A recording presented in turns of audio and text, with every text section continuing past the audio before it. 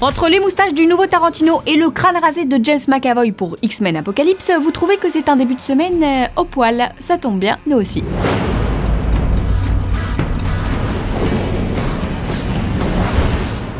Le premier coup de manivelle a été donné jeudi dernier sur Civil War, soit un an jour pour jour avant sa sortie en salle. Et immédiatement, des annonces de casting ont suivi, avec tout d'abord le truc énorme, Paul Rudd a rejoint Captain America 3. Ce qui fait complètement sens avec le comics, puisque je vous rappelle que c'est Ant-Man qui...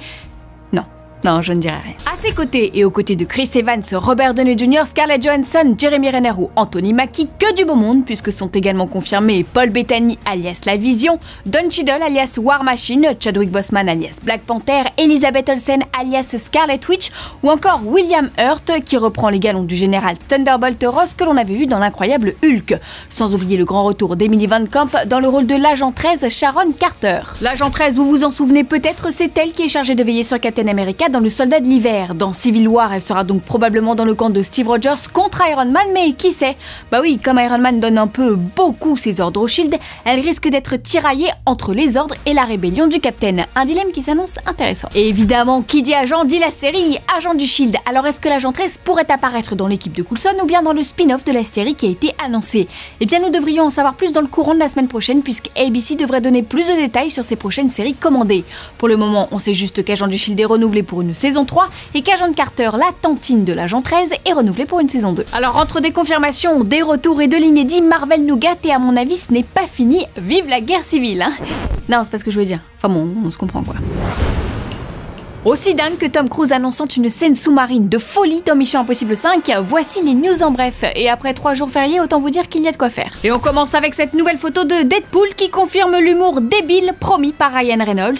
Félicitations, c'est un super-héros déjanté. Du côté de Supergirl, la série s'est commandée. La cousine de Superman aura une saison entière puisque CBS a donné son feu vert. Le pilote de 40 minutes aurait coûté 14 millions de $. Pour vous donner une idée, c'est plus que le pilote de 2 heures de Lost et que le pilote d'Agent du Shield qui n'avait coûté que 12 millions.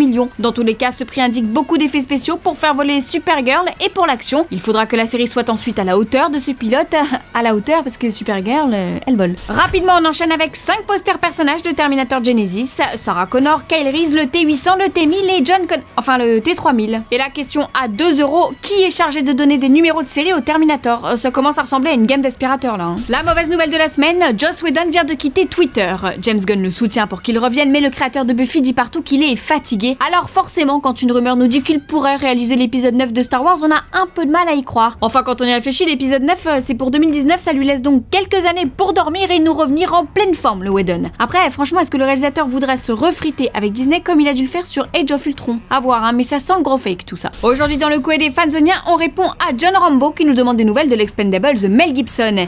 Eh bien, toujours un petit peu exclu de la vie hollywoodienne, le Mad Max original et le Martin Riggs de l'Arme Fatale a pourtant bien un projet sur le feu. Le film s'appelle Bloodfather et raconte comment un ancien détenu tente de protéger sa fille de trafiquants de drogue. Derrière la caméra, on retrouve le français Jean-François Richet, à qui l'on doit le diptyque Mérine, au programme de l'action à l'ancienne, un peu comme dans Kill the Gringo. Et puis, n'oublions pas que Mel Gibson est également attendu au casting de Machete Kills Again in Space avec Danny Trejo à suivre.